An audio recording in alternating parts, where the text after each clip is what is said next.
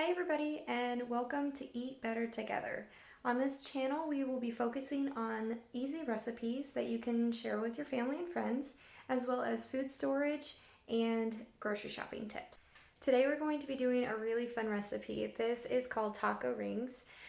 I have a kind of funny story that came along with this. My husband was watching a YouTube channel called Off the Ranch, and while he was watching it, he called me excitedly and was like, "Oh, we have got to do this. This looks so delicious." So we watched the video over and over and over again, trying to figure out what all the ingredients were. And I'm going to make it a lot easier for you than watching this over and over again, trying to figure it out. But I went to the grocery store and I got all the ingredients that I saw through the video.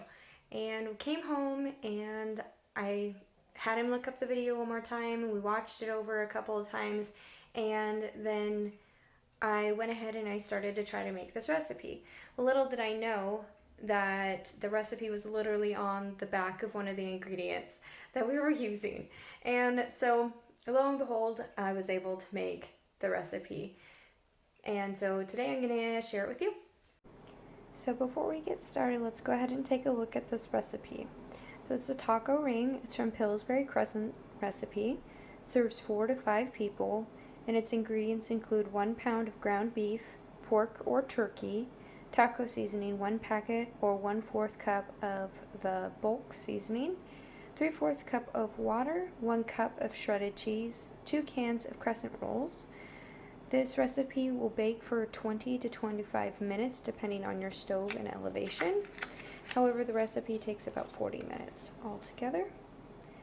The directions are to preheat the oven to 375, brown meat, drain the grease, add seasoning and water, lay out crescent rolls, add cheese to the meat, assemble ingredients, and bake. And we'll go ahead and show you how it's done. So, we're going to get going here. This is the pan that I like to use. It's a large pizza pan for this because it comes out circular in design as you go.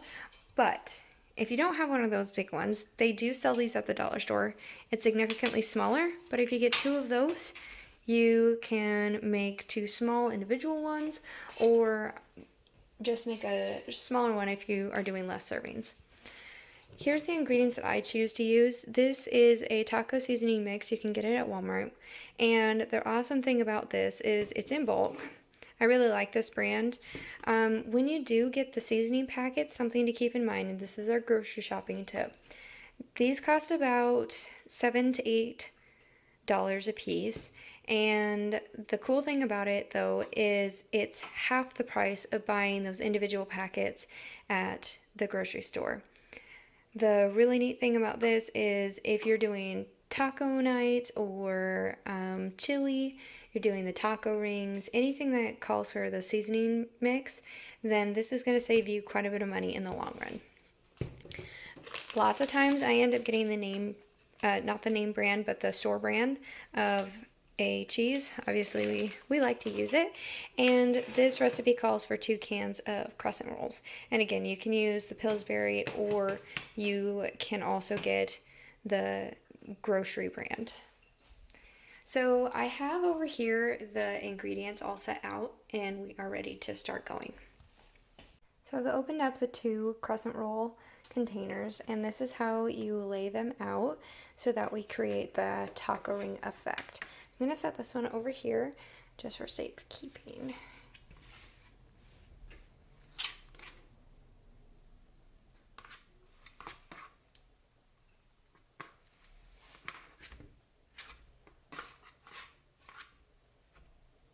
So we start by just placing the crescent roll over the edge just like so, and then continuing all the way around.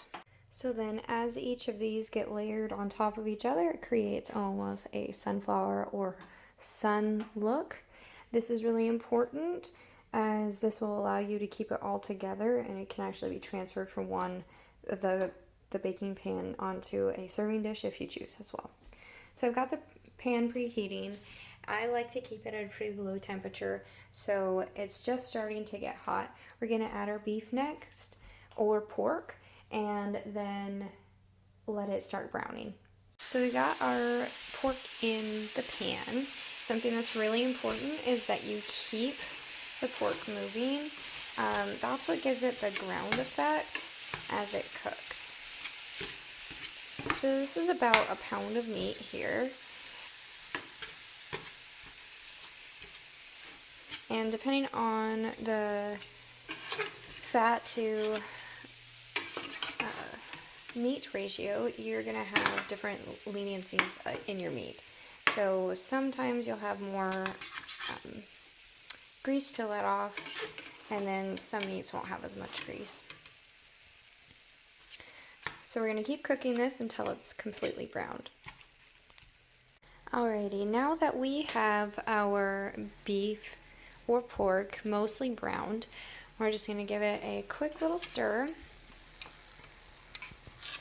Make sure that they've got everything in there.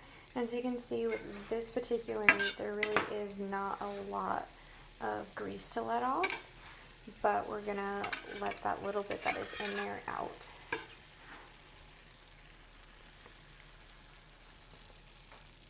I always have like a little bowl or something to pour it off into, ready to go. Sometimes you get a little bit of meat that will fall, especially when you're dealing with a ground meat. All right, so that should be about good. And then as that's cooking, normally I get this prepared, and I've already got the taco seasoning measured out and ready to go in. So taco seasoning, that is 1/4 of the bulk seasoning, or 1 packet's worth. And as that's going, you can also measure out 3/4 cup of water, and then you add that as well. And then we're going to let that simmer for just a few minutes.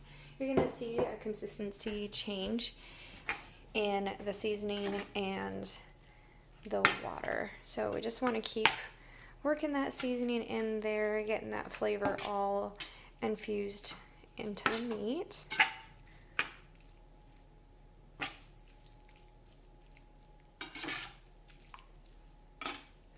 And I'm still keeping this at a medium heat. You really don't want to go too hot.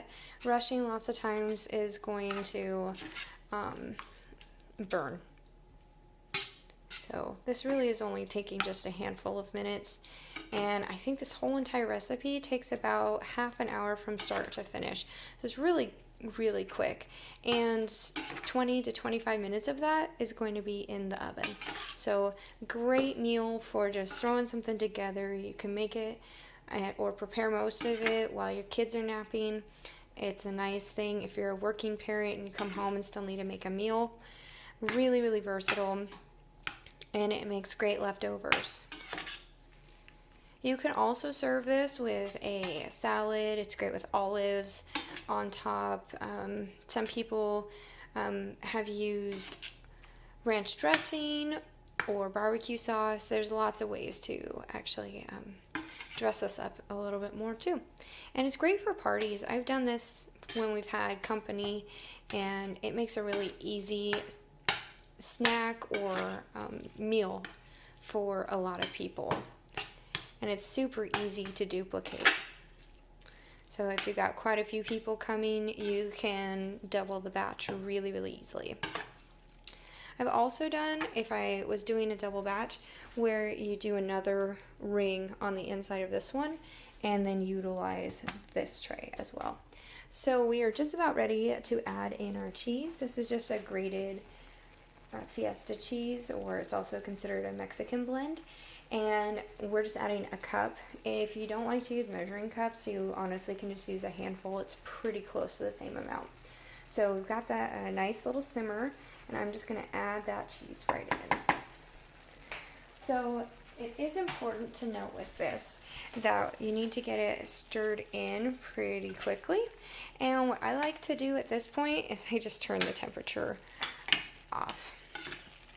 It's already hot, it's already cooked, and we're just melting that cheese so it gets distributed evenly throughout the entire taco ring.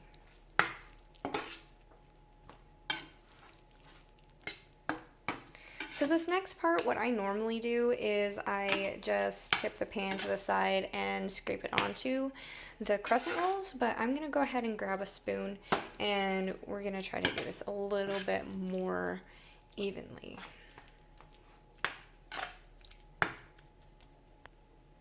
So I just gave it one little stir, and as you can see, it's starting to really set up. Looks really good. This is just a large serving spoon, and I'm just going to add a little dollops right in there into the crescent rolls. And then you just work your way around. You don't want to get it too full. And you continue all the way around. Alrighty, so we've got it distributed all the way around. The reason I'll normally like to use the pan is because it doesn't get the drips into the middle of it.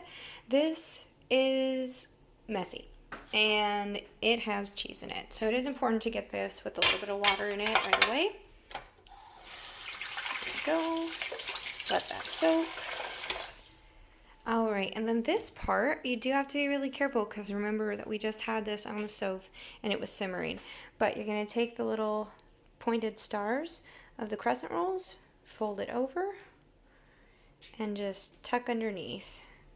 I hope that is a little easier for you to see. You just tuck it underneath. It doesn't necessarily need to be touching anything. You're just wrapping that meat and that cheese up with this. And I'll be honest with you, the crescent rolls, they vary in size. Like, that's just pretty universal. There's no consistent size of what the crescent roll is actually going to be like. And when you're tearing it apart, sometimes they do stretch a little bit. And then we just continue this process all the way around until we get to the end. And I'll show you our end result. Alright, we've got it all rolled up, wrapped up, and it is ready to go into the oven. We have the oven preheated to 375, and for my particular oven and my elevation and everything, I like to put this in for 22 minutes, but the suggested time is 20 to 25. So always err on the side of caution as you're learning new recipes is to go with the lower number and then check it every couple of minutes until you're satisfied with the result. So we're going to get this ready to go in the oven.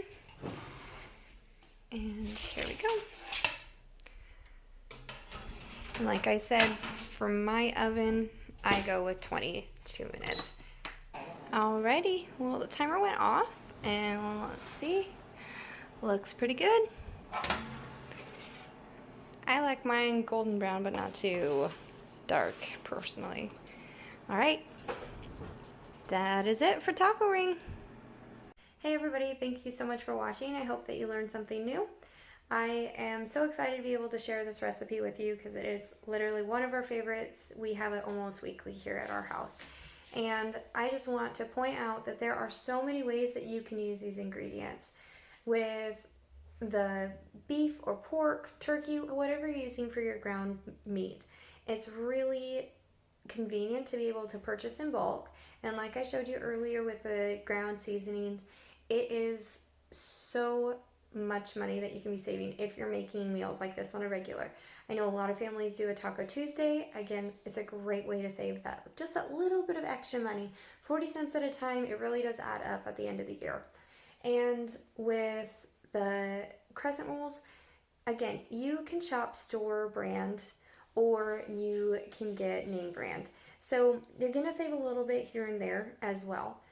With the meat, if you purchase in bulk, there are so many ways that you can use it. And for us, because I'm home with my kid, I don't always have all the time in the world to just, stand at the stove and make a meal or to stand at the stove and cook up a bunch of meat. But I do try to purchase in bulk because it's generally cheaper, as well as if I cook it all up at one time, generally on the weekend or something when my husband's home, then it does allow me to just pull things out of the freezer. It's already got, a pound of meat that's already all cooked up. So it's a great way to save time. It's a great way to save money.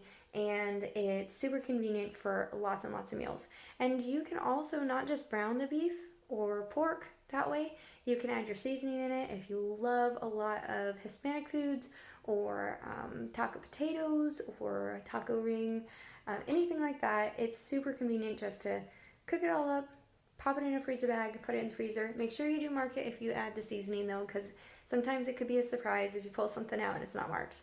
All right, well, I hope you learned something new today, and thanks so much for watching.